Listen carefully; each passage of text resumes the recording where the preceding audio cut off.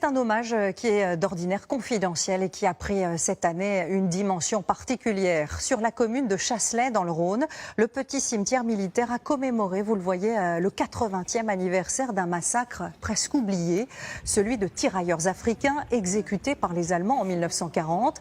Un événement dont on ne savait pas grand-chose, jusqu'à ce qu'un collectionneur transmette il y a quelques mois des photos saisissante de ce moment. Marine Brossard, Bruno Chastanier, Gaël Charnet et Gaëtan Lecointe. Des albums photos de soldats datant de la Seconde Guerre, ce collectionneur en a feuilleté des dizaines. Mais dans sa dernière acquisition, il fait une découverte glaçante. Quand je suis tombé sur cette double page, je suis vraiment resté interloqué, choqué. Une série de photos capturées à quelques secondes d'intervalle. Des officiers allemands pris sur le vif. Ils escortent une quarantaine de soldats français, des tirailleurs africains. Les chars mitraillent. Le cliché suivant, des corps inertes. Épilogue d'un massacre photographié en direct. Vraiment, je ne vous cache pas que je suis resté scotché et j'en ai fait des cauchemars la nuit suivante. Ces hommes savent-ils à ce moment précis qu'il ne leur reste que quelques secondes à vivre? Les visages sont tétanisés. Leurs yeux semblent chercher des réponses dans ceux de l'homme derrière l'objectif. Le photographe était certainement au courant de ce qui allait se passer. Et on voit bien, ils sont tous prépositionnés, ils se parlent, ils s'organisent. C'est ce qui en fait un crime de guerre. Les Allemands savaient et ont programmé cette exécution. Ces scènes, un homme les localise immédiatement. En fond, le mont Verdun qui permet clairement d'identifier le lieu comme étant le lieu du massacre. Cet historien travaille depuis 20 ans sur le parcours de ces tirailleurs africains. Leurs corps reposent ici. 188 tombes, l'un des plus importants massacres de soldats noirs commis pendant la guerre. Les exécutions étaient alors quasi systématiques.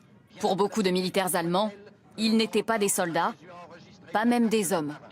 Ils représentaient beaucoup de choses pour eux en termes de guerriers, de sauvages. C'était l'autre finalement, c'était celui qu'on ne connaissait pas et donc on le photographiait pour satisfaire sa curiosité, mais aussi pour marquer sa fierté de l'avoir vaincu. Après la capitulation, ces crimes sont réduits à des péripéties de guerre et ne seront jamais jugés. Ce spécialiste a longtemps cru à la responsabilité des SS. Désormais, il le sait, c'est l'armée régulière allemande qui est coupable. On a une preuve qui est indiscutable, qui va nous permettre d'aller chercher très précisément qui étaient ces hommes, puisqu'on a les marquages des unités, on a les numéros des chars, et l'étape prochaine sera de se rendre dans les archives allemandes pour tenter d'identifier les assassins.